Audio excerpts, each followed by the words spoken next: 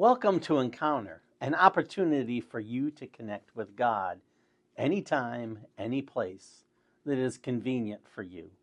I am Dr. Tim Hazlett, and I am the pastor at Chapel United Methodist Church, located just outside of Wolf Trap National Park for the Performing Arts in Vienna, Virginia. We're in a series called The Good, the Bad, and the Broken, 7 Cities, 7 Messages.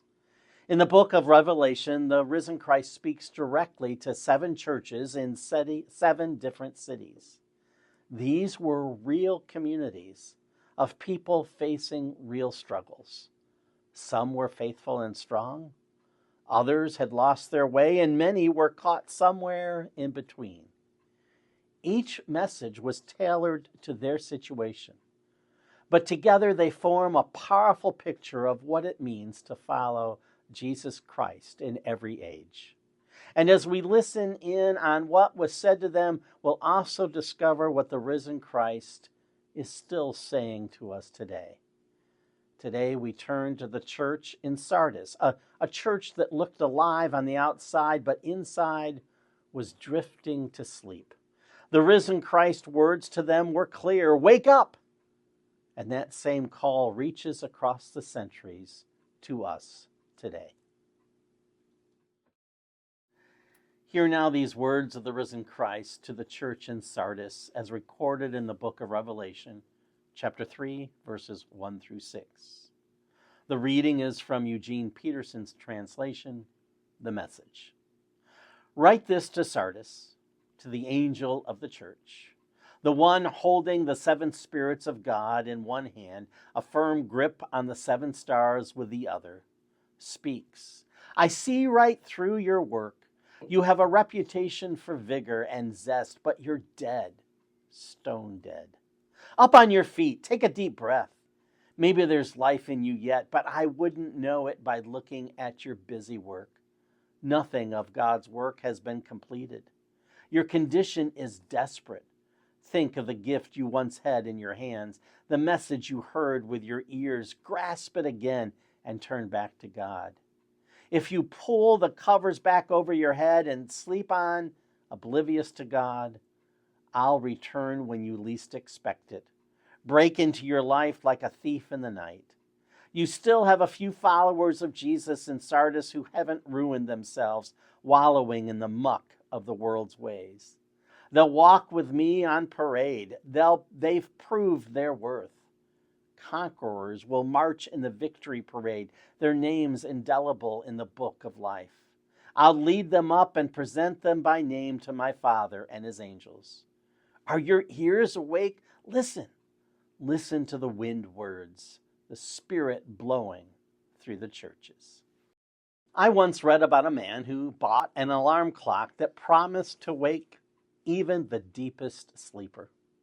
The next morning, his wife found him sound asleep, hugging the alarm clock like a teddy bear while it blared in his ear.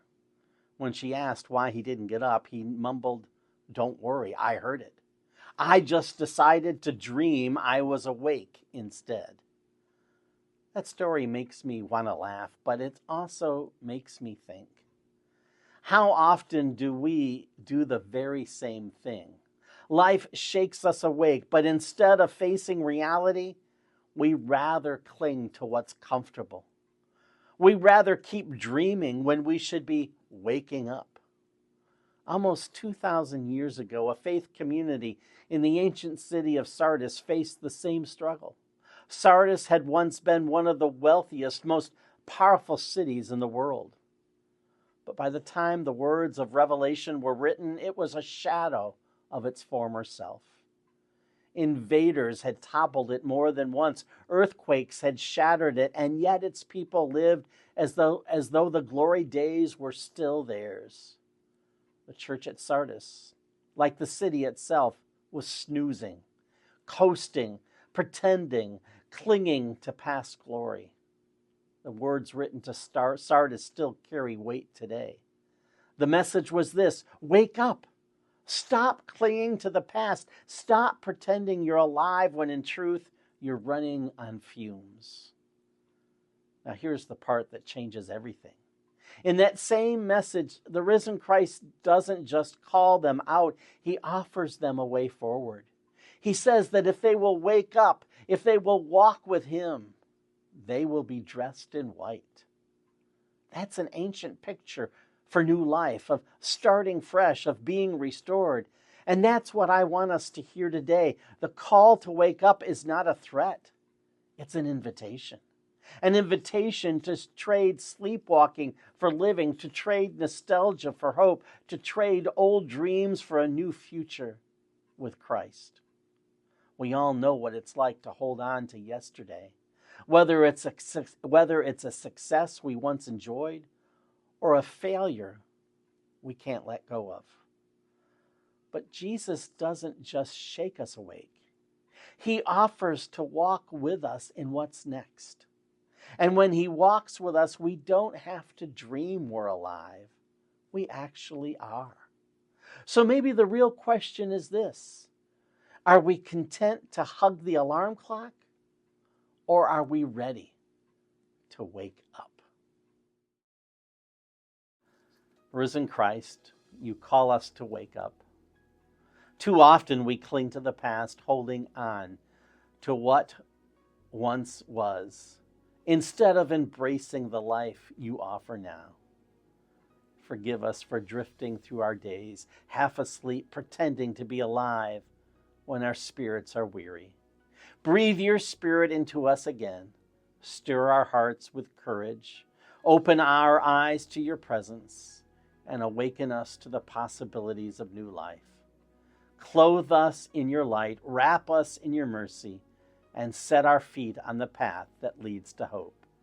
May we walk with you in faith, trusting that even when we falter, you never abandon us. You are the one who makes all things new. Wake us, O Christ, to live fully awake in your grace, in your power, and in your love. Amen. Thank you for joining us for Encounter.